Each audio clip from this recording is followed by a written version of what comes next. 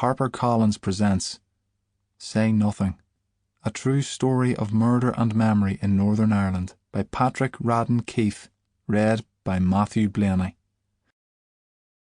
All wars are fought twice, the first time on the battlefield, the second time in memory.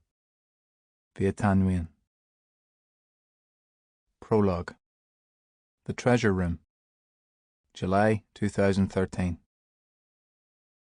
The John J. Burns Library occupies a grand neo-Gothic building on the leafy campus of Boston College. With its stone spires and stained glass, it looks very much like a church. The Jesuits who founded the university in 1863 did so to educate the children of poor immigrants who had fled the potato famine in Ireland. As Boston College grew and flourished over the next century and a half, it maintained close ties to the old country. With 250,000 volumes and some 16 million manuscripts, the Burns Library holds the most comprehensive collection of Irish political and cultural artifacts in the United States. One of its librarians years ago was sent to prison after he was caught trying to sell to Sotheby's a tract by St. Thomas Aquinas that was printed in 1480. The library developed such a reputation for purchasing valuable antiquities that a subsequent director once had to call the FBI himself when an Irish grave robber tried to sell him looted tombstones bearing ancient Latin crosses and intricate rings and inscriptions. The rarest and most valuable objects in the Burns Library are kept in a special enclosure known as the Treasure Room. It is a secure space, exactingly climate-controlled and equipped with a state-of-the-art fire suppressant system.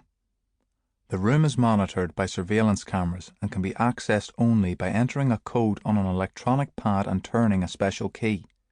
The key must be signed out. Only a select handful of people can do so. One summer day in 2013, two detectives strode into the Burns Library. They were not Boston detectives. In fact, they had just flown into the country from Belfast, where they worked for the serious crime branch of the police service of Northern Ireland. Passing beneath colourful stained glass windows, they approached the Treasure Room. The detectives had come to collect a series of secret files that for nearly a decade had been stored in the Treasure Room. There were mini discs containing audio recordings, as well as a series of transcripts. The librarians at Boston College might have saved the detectives a trip by just sending the files to Belfast by post.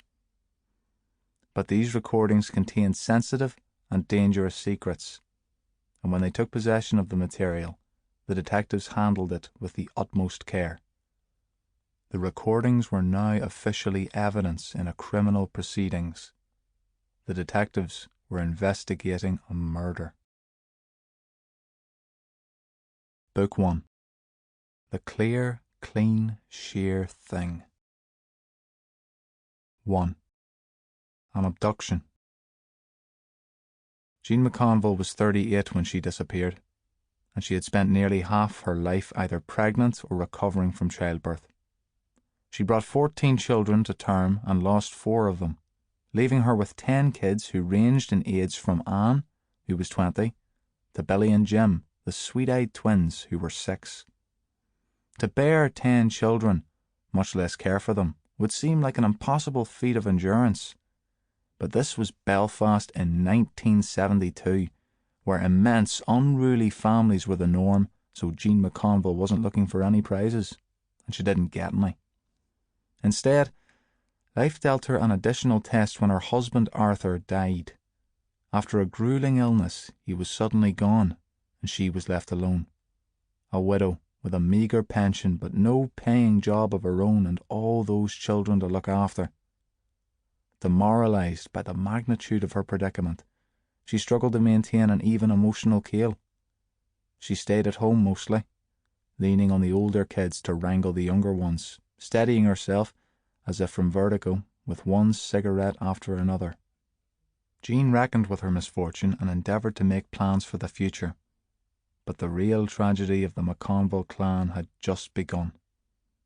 The family had recently moved out of the flat where Arthur spent his final days and into a slightly larger dwelling in Divis Flats, a dank and hulking public housing Sample complete.